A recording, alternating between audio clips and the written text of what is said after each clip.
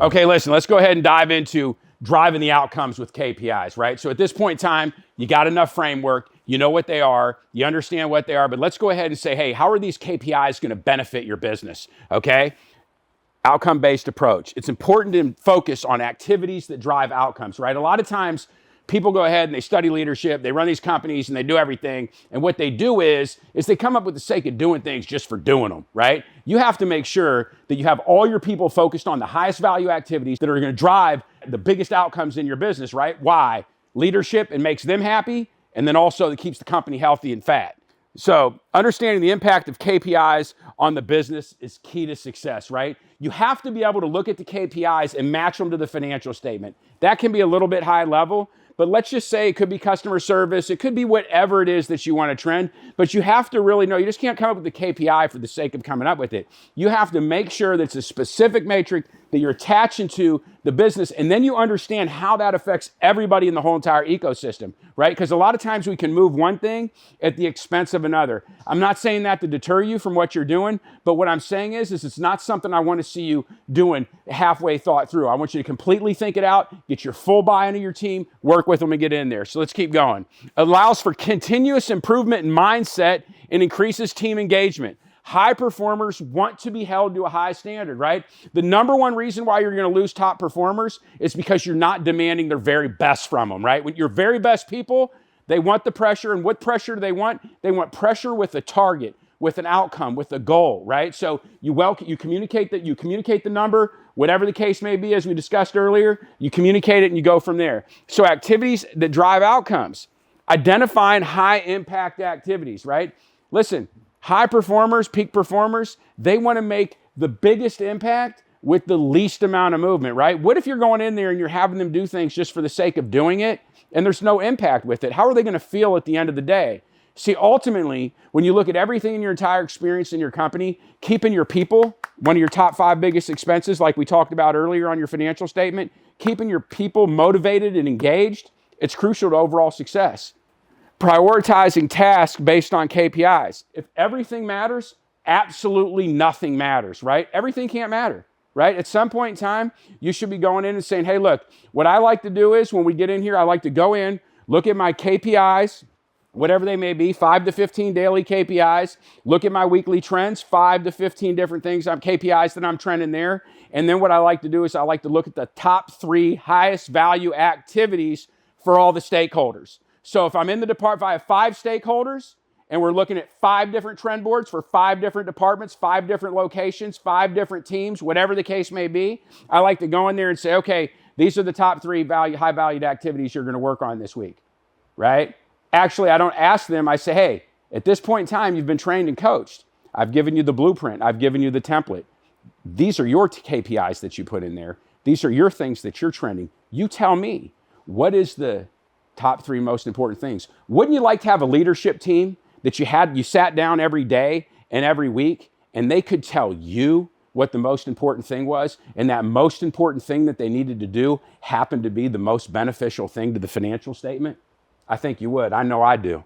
Okay, so coaching strategies for improving performance, right? How do you identify? We talked about this early, right? If you go in and you're looking at your daily KPIs, you're looking at your weekly KPIs, and you see they're being hit, and you see all the targets are being hit, guess what? That tells you if you're hitting all your KPIs, but you're not hitting the result KPI, that tells you might need some additional coaching and training, and or maybe your leadership team isn't inspecting what they expect. See, this is an exact template, an exact blueprint that's going to give you a pulse on the business, and at the same point in time, what it's going to do is it's going to enable you to have a leadership team that can grow and develop, so they can hit them high highs, so they can have that high self-esteem. So when they stack their skill sets up against other people in the industry, they know exactly what they bring. Why? Because you, as the business owner, coach, leader, whatever the case may be, you've given them the framework. See, right now in your company, if you're not clearly communicating KPIs or trends, quite frankly and very candidly, you don't have the framework for your people to develop as leaders, and you don't have the framework for them to optimize the business, right? And I think these are both things that we want because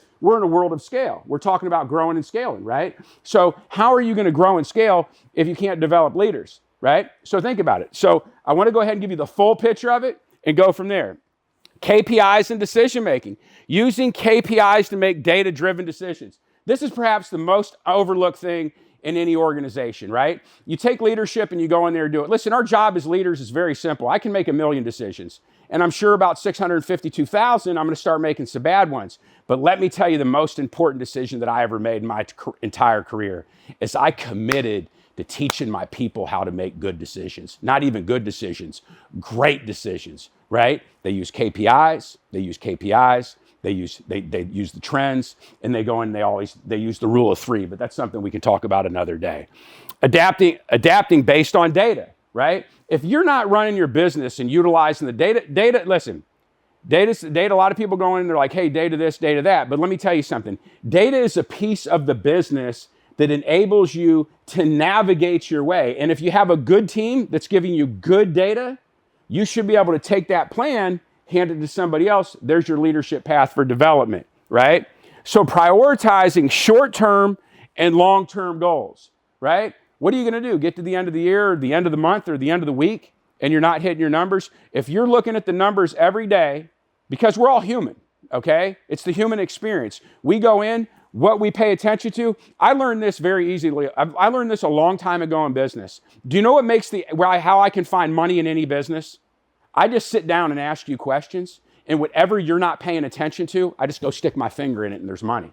So I'm trying to teach you that right now. This is worth millions and millions of dollars, okay? If you can go ahead and have a process with KPIs and trends in your business that enable you to find your blind spots, would that be worth some money to you? Of course it would. So either which way, I think that, and then you got your short-term goals, right? Are you hitting your short-term goals, right? So that's that motivation. To me, I look at short-term goals like this. They're my motivation. I don't care about short-term goals other than the fact they're just motivation. But I can tell you this, if you want to be a great leader and you want to have your team motivated and engaged, and you want them to hit targets they themselves have never realized in their entire life or been able to, because that's what leaders do.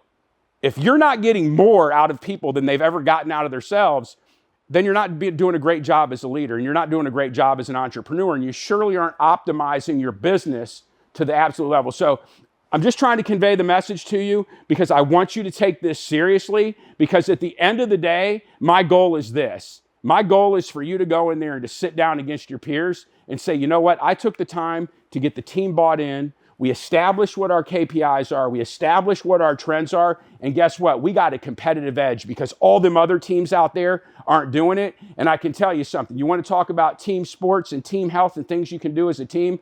Watch how proud a team is when they can come out of a meeting and they can see all the information and they can make good decisions that drive outcomes in the business. It's like a father with a child, right? When you see your people able to do this, you've given them something greater than anything else on earth. So if you care about impact, do that. Well, that wraps it up. We're going to dive into the next one.